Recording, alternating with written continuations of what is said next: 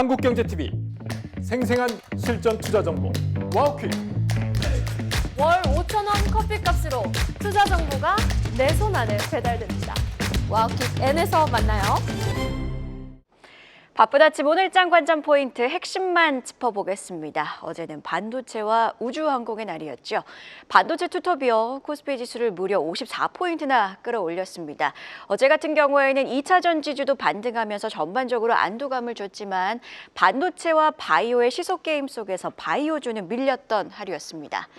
다시 반도체주 장세가 시작되는 걸까요? 어제 반도체주 강세 배경에는 여러 이유가 있습니다.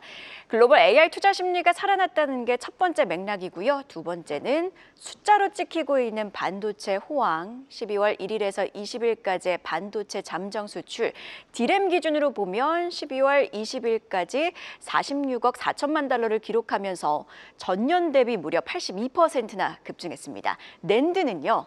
무려 작년과 비교했을 때 전년 대비 132%나 증가한 건데요. 이제는 AI 추론의 시대입니다. AI 추론의 시대에는 메모리가 더 많이 필요하고 그렇다 보니 메모리 센트릭, 즉 메모리 중심의 시대가 올 것이라는 말까지 좀 들려왔죠. 삼성전자는요, 어제 11만 전자를 탈환했고요. SK하이닉스는 투자 경고 종목에도 불구하고 그동안 못 갔던 서름을 보여주듯 무려 6%나 급등합니다. 뿐만 아니라 단기 조정을 겪었었던 소부장주 안에서도 한미반도체와 같은 종목들이 어제는 모처럼 같이 동반해서 상승했던 날인데요. 미국 반도체주 간밤에도 강세를 지속합니다. 특히 마이크론 같은 경우에는 4%대 강세를 시현해냈죠. 어제 우리 반도체주 이미 강하게 움직였습니다. 오늘도 이런 흐름을 추가로 반영해서 상승의 연속성을 보여줄 수 있을지 함께 체크해 봐야겠고요. AI의 연장선으로 좀 거론이 되고 있는 게 바로 에너지 대란입니다. 간밤 구글의 모회사죠. 알파벳 데이터 센터 협력사인 바로 인터섹트를 인수했습니다. 이 인터섹트 같은 경우에는요. 데이터 센터와 함께 태양광 풍력 그리고 ESS 솔루션을 함께 구축하는 데 특화되어 있는 기업입니다. 기존 전력망으로는 에너지 구축이 힘들기에 어떻게 보면 구글이 직접 수직 계열화에 나섰고 신재생 에너지도 적극적으로 사용을 하겠다 이런 맥락으로 좀 풀이가 되죠. 이 이슈를 소화하면서 미국에서 태양광주가 강세를 보였습니다. 특히 인터섹트의 태양광 모듈을 공급하고 있는 퍼스트솔라가 6% 올랐는데요. 다만 풍력은 악재를 만났습니다. 트럼프, 동부 해안에 건설 중인 5개 해상풍력 프로젝트의 해역 임대를 임시로 중단했는데요. 우리 시장에서도 비슷하게 태양광과 해상풍력 엇갈린 흐름을 보여줄지 개장 이후 함께 확인해 봐야겠습니다. 자, 그리고 정말 주가가 우주를 향해서 고공행진하고 있는 스페이스X 우주항공주 계속해서 언급해 드렸던 것처럼 상승 탄력을 이어가고 있습니다. 어제 같은 경우에는 주말 사이에 나온 이슈죠. 스페이스X 상장 주관사가 좀 선정이 됐다는 소식, 모간 스탠리가 유력하다는 외신들의 보도 소화하면서 반응을 했습니다. 보시면요, 역사적인 신고가, 52주 신고가 종목들 우주항공주 안에서 여러 종목이 나타났습니다. 미래에셋 벤처투자부터 보시듯이 나노팀까지 오전부터 강했던 종목들 오후까지도 상승 탄력을 이어가는 저력을 보여줬는데요. 궁금한 건 단기 초강세를 보이고 있는 관련주들의 애프터, 그 후겠죠. 당장 오늘장에 좀 반영될 뉴스겠습니다. 장 마감 이후 나온 내용인데 우주청이 차세대 발사체 조기 재사용화 변경안을 의결했다고 합니다. 스페이스X처럼 차세대 발사체는 재활용이 가능하도록 하겠다는 건데요. 사업 규모도요, 보시듯이 기존 대비 증액했습니다. 더 많이, 더 효율적으로 발사하겠다는 목표인 건데 이렇듯 뉴스페이스에 대한 기대감은 점점 더 커지고 있는 상황입니다. 이와 함께 우주항공주 재료는 여럿 있는데요. 미국 우주항공주 간밤에 특히 강했습니다. 로켓랩은 우주군과의 계약 소식에서 9%대 빨간불을 켜냈고요. 다만 한 가지 걸리는 건 국내 종목들이 많이 올랐다는 거겠죠. 그렇다 보니 스페이스X 관련주 안에서도 미래에셋 벤처투자와 나노팀은 어제 투자 경고 종목으로 지정이 됐습니다. 여기에 이노스페이스의 한빈 나노발사가 오늘 오전 10시로 변경이 됐습니다. 새벽에 발사 예정이었으나 비 예보로 인해서 좀 미뤄진 건데요. 결국에는 장중 이벤트가 된 만큼 이 발사도 함께 계속해서 주시해 봐야겠습니다. 이어서 로봇도 함께 확인해 보도록 할까요? 내년 CES가 다가오고 있습니다. 현대차그룹은요, 어제 CES 2026에서 휴머노이드 로봇을 시연한다고 밝혔습니다. 처음으로 실물 시연을 보이게 되는 건데요. 현대차 그룹의 CES 발표 테마 역시 AI 로보틱스 실험실을 넘어 삶이라고 합니다. 로봇에 대한 기대감 속에서 우주항공주와 마찬가지로 로봇주도 보시듯이 신고가 종목들이 여럿 있었습니다.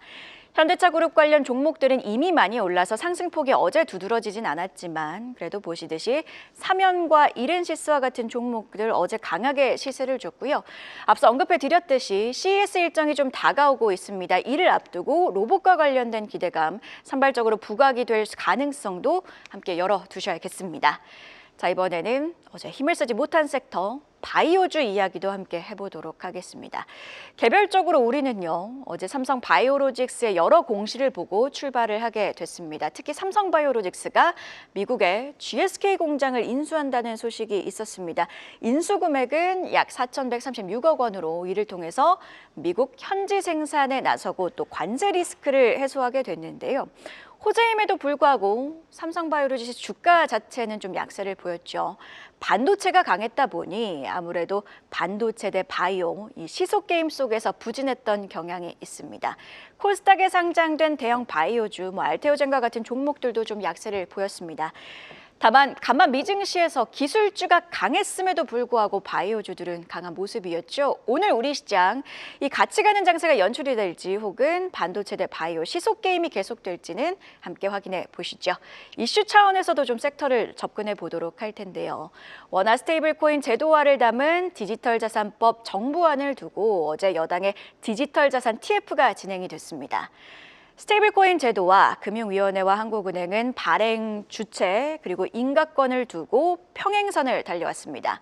어제 여당의 TF가 끝나고 여러 보도들을 통해서 이르면 이번 주 혹은 다음 주 또는 늦어진다면 연초에 정부안이 제출될 가능성들이 보도가 됐습니다.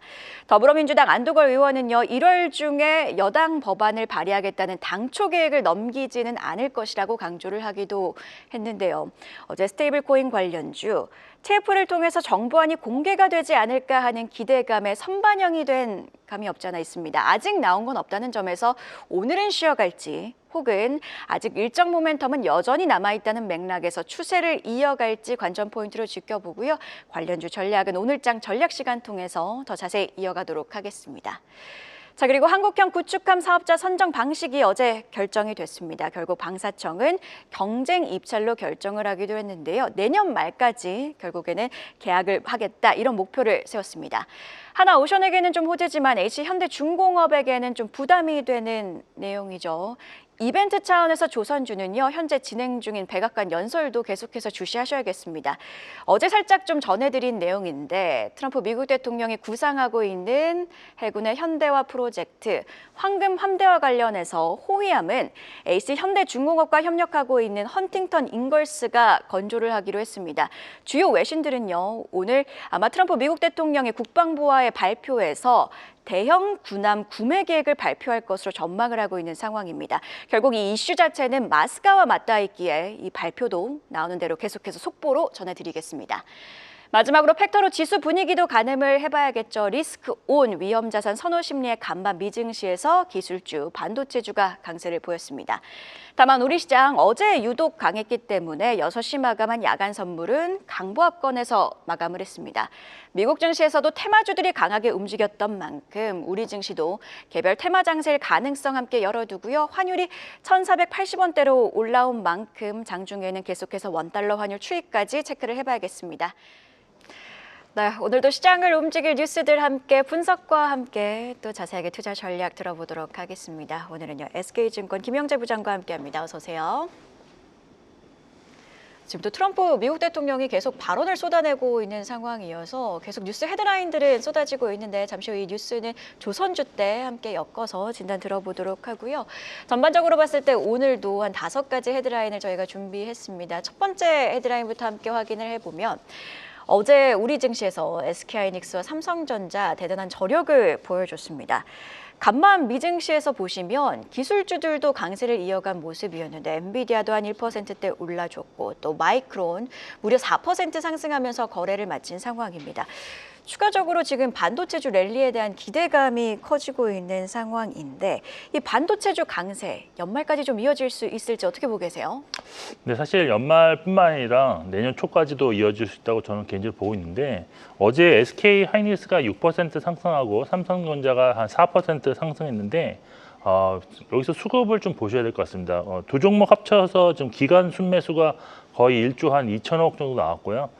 외국인 순매수가 두 종목 합쳐서 1조 3천억 원. 그래서 2조 5천억 원의 순매수가 하루에 집중된 그런 날이었다라고 볼 수 있는데 이러한 집중적 매수에는 미리 실적을 발표한 마이크론을 통해서 향후 SK 하이닉스와 삼성전자의 실적 서프라이즈를 예상한 선침해였다라고 볼 수 있는데 미리 이제 정답지를 미리 조금 보고 난 이후에 좀 편안하게 매수가 들어오지 않았나. 특히 마이크론 같은 경우는 내년에 HBM4 관련해서는 점유율이 가장 낮을 것으로 예상되는 기업임에도 불구하고 내년 실적에 대한 전망치가 크게 높아졌다는 것은 결국 SK 하이닉스와 삼성전자의 실적 역시 더 높게 올라갈 수 있다는 그런 것이 아니었나라고 보고 있습니다.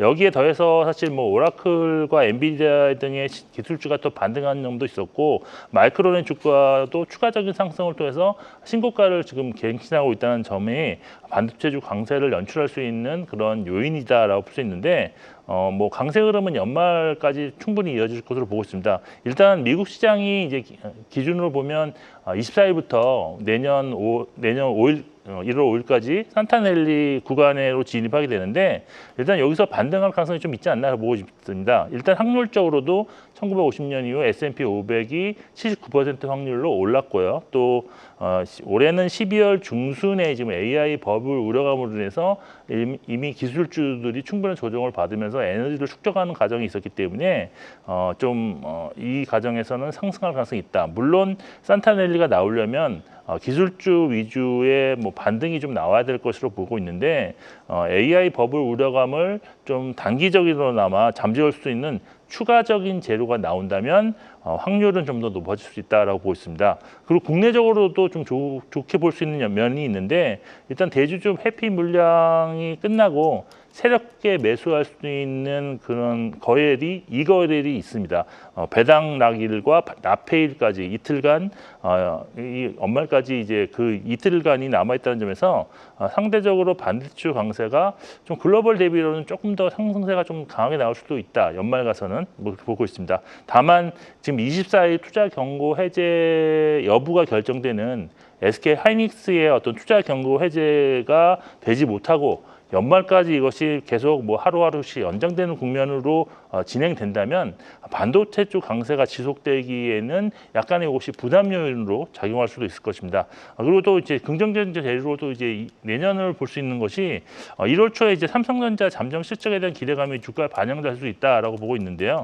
만일 발표 이전에 어떤 반도체 주주의 주가가 이런 기대감으로 해서 상승한다면 좋은 실적 발표 이후 새로운 가능성도 충분히 있을 것입니다.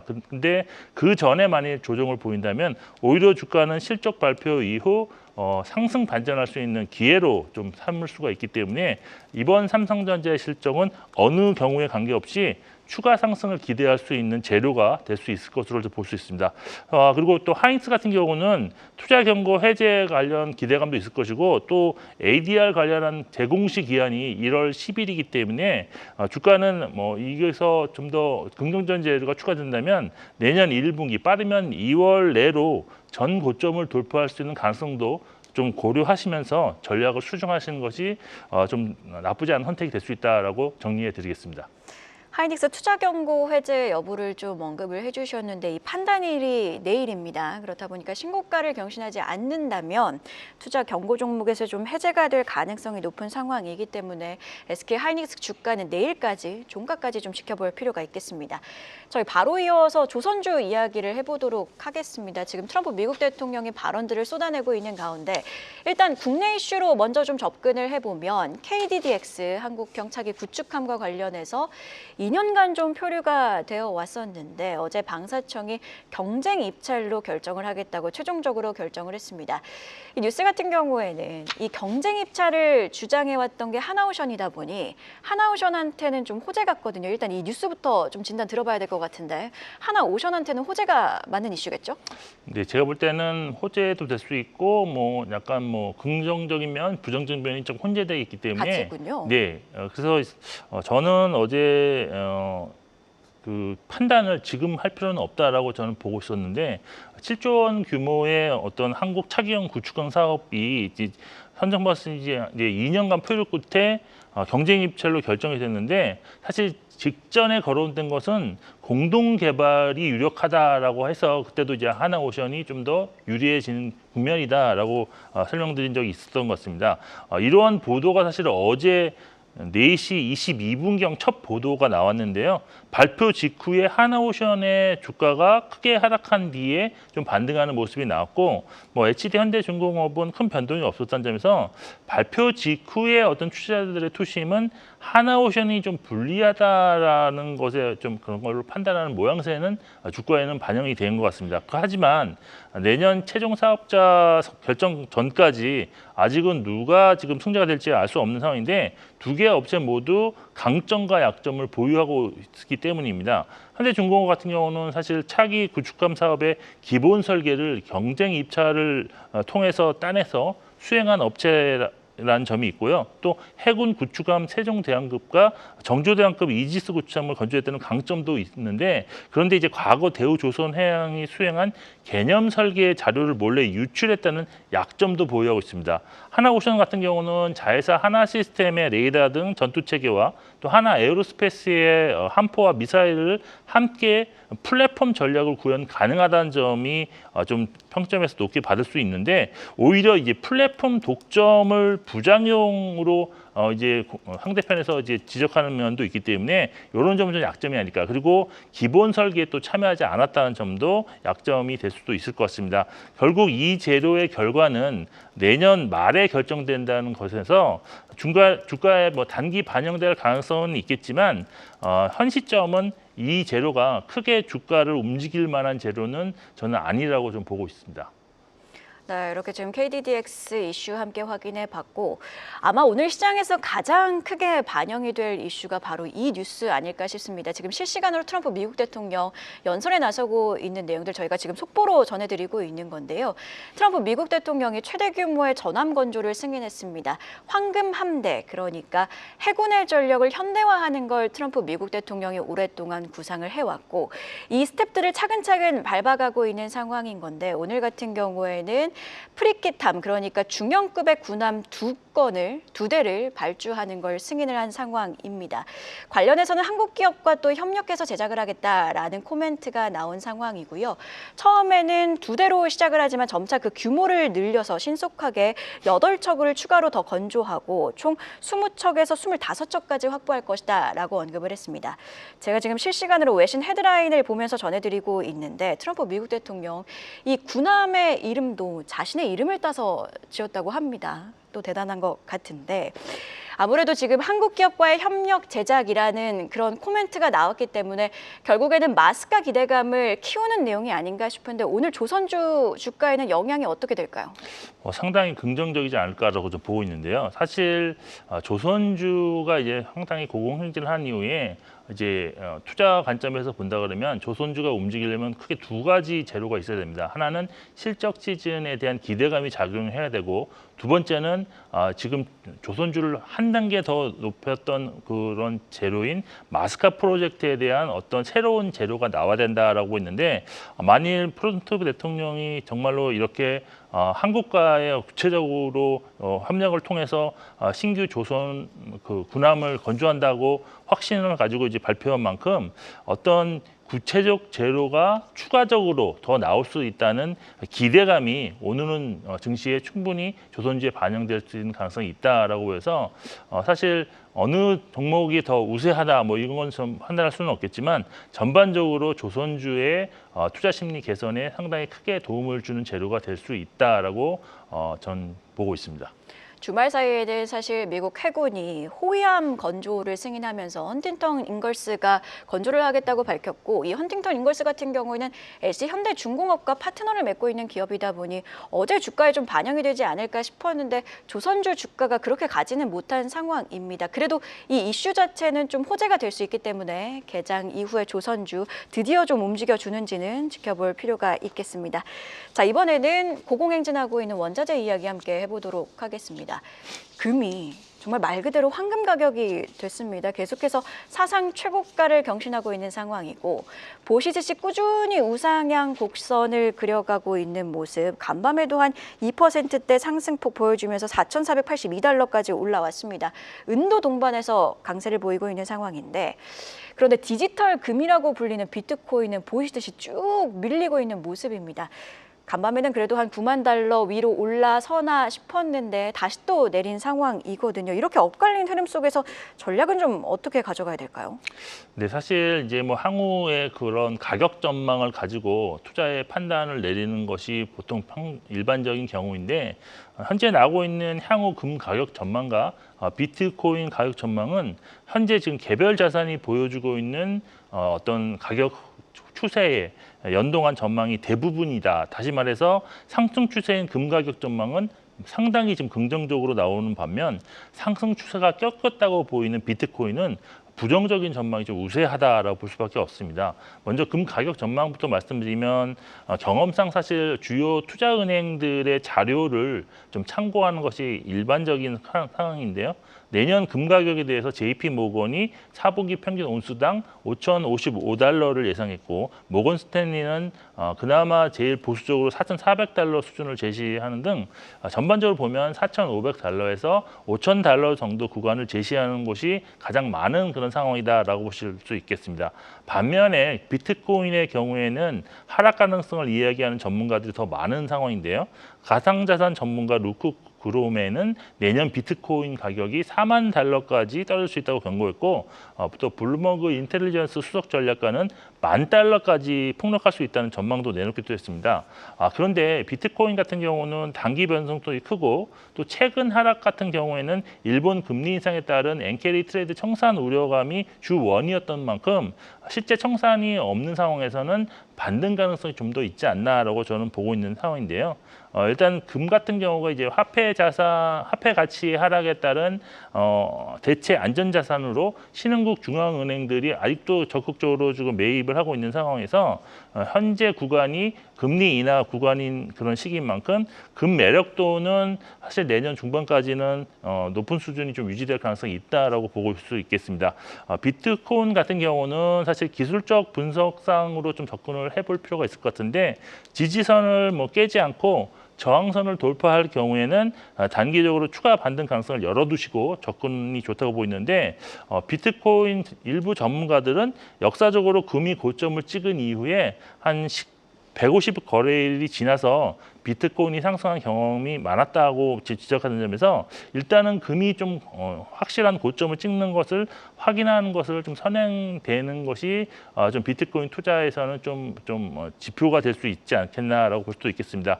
제 결론은 실제 이제 투자자 여러분들께서 각 자산에서 좀 연구하고 신중히 판단에 결정한 문제인데, 매매를 하신다면 좀 추세를 이용하는 것이 좋지 않겠나라고 정리를 해드리겠습니다. 결국에는 좀 추세를 볼 필요가 있겠네요. 어제 개별 종목 이슈와 함께 들어가 보면 IT센 글로벌이 한 금 50톤을 온체인화한다고 이야기를 했는데, 이건 어떻게 평가하고 계실까요? 네, 금을 기초 자산으로 한 뭐 실물 자산 토크한 계획을 발표를 했는데, 사실 이 발표를 미리 좀 예고를 했습니다. 그래서 그 예고한 날부터 발표한 어제까지 주가는 좀 크게 상승한 면이 있는데요. 근데 제가 읽어보니까 어떻게 수익화로 이어지는지 정확하게 이해를 좀 안 되는 관계가 좀 있었습니다. 그리고 향후 얼마나 또 수익이 날 것인지 어떤 대충 감이 좀 오지 않았다고 볼 수 있는데, 여기에 또 5년이라는 장기간의 시간, 그리고 측정 어려운 수익 등 테마적 요인들이 결합해 주가가 상승했다고밖에 볼 수 없는 상황인데, 그렇지만 금 가격에 이제 연동할 수 있는 어떤 종목으로의 변환이 좀 이루어진 것 같아서 금 가격을 좀 보시면서 이 종목에 대해서는 테마적 접근으로 대응하는 것이 좋지 않겠느냐라고 정리해드리겠습니다. IT센 글로벌까지 들어봤고요. 어제 장 마감 이후에 이제 글로벌 텍스프리 공시가 시장에서 큰 이목을 끌었습니다. 코스닥에 상장된 기업이고 세금 환급 대행사로 알려진 이 글로벌 텍스프리 보시면 최대 주주가 상당한 웃돈을 구주에 좀 매각을 하고 웃돈을 주면서 구주에 매각을 하고 동시에 할인가 신주를 발행하면서 일반 주주들의 주주 가치는 크게 훼손됐다는 분석들 나오고 있습니다. 그렇다 보니까 어제 기사를 읽다 보니 이게 코스닥인가 뭐 이런 약간 좀 자주 섞인 비판까지 나온 상황인데 만약에 지금 보유하고 계신 투자자분들은 어떻게 대응을 하면 좋을까요? 글로벌 텍스프리 어제 시간의 거래 보니까 한 6% 빠졌더라고요. 네, 사실 저도 이것을 좀 보면서 좀 대주주의 어떤 경영권 프리미엄을 너무 많이 쳐준 것이 아닌가 하는 생각도 해봤는데, 근데 사실 이렇게 생각해 보면 옛날 같았으면 지금 현재가보다 훨씬 높은 기업 가치를 켜주니까 현재가가 저평가될 수도 있겠구나 이렇게라도 받아들일 수 있는 사안이었다 보입니다. 근데 나중에 이제 공시에서 뭐 추가적인 할인으로 이제 신주를 발행하는 것이 문제가 되지 않았나라고 보이는데 어제 이제 장 마감 후인 오후 4시 3분에 2건의 공시를 했습니다. 그래서 시간의 거래에서 처음에는 상승 출발했는데 그 이후에 하락 전환해서 결국 6.4% 하락한 5,060원에 좀 마감했습니다. 일단 내용부터 잠깐 설명드리면 경영권 매각과 관련이 있는 공시였는데요. 첫 번째 공시 내용은 세대주주 관계자들이 보유한 주식의 많은 부분인 14.8%의 지분을 어제 종가 대비 60% 할증한 주당 8,650원에 GTF 홀딩스에게 매각하는 계약을 체결했다는 것이었고, 두 번째 공시는 5%의 지분에 해당하는 307만여 주를 기준가에서 10% 할인해 제3자 배정 방식으로 발행하는데 제3자에 해당하는 업체는 새롭게 대주주가 될 업체인 GTF 홀딩스의 최대 주주들이었습니다.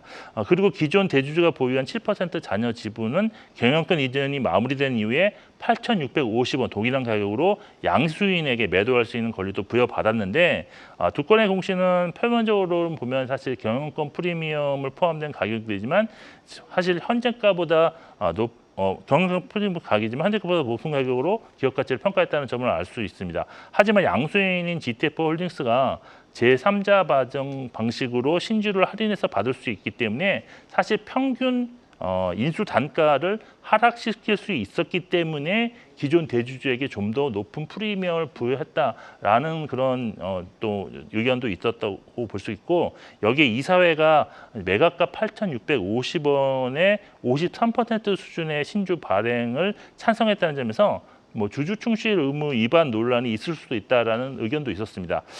사실 절차적으로 볼 때 저는 하자는 없는 사안이다라고 볼 수 있는데, 근데 주가가 여기서 만일 추가적으로 좀 하락하는 모습이 나온다면 기존 이 주식을 들고 있는 소액 주주들이 연대해서 좀 반발할 가능성도 있기 때문에 향후 주가 흐름이 결국 이번 사안에 대해서 어떤 연대를 할 수 하거나 아니면 오히려 주가를 좀 더 저평가됐다고 볼 수 있는 사안이 될 수 있지 않나. 그래서 향후 주가 흐름이 좀 더 중요하지 않을까라고 저는 보고 있습니다. 이게 지금 시간의 거래에서 하한가까지는 가지 않고 한 6% 정도 빠졌기 때문에 개장 이후 흐름 함께 지켜볼 필요가 있겠습니다. 오늘은 주요 뉴스와 함께 분석 SK증권 김영재 부장과 함께했습니다. 고맙습니다. 계속해서 다양한 경제 이슈를 알고 싶다면 구독과 좋아요, 알림 설정 부탁드립니다. AI 캐스터 권미정이었습니다.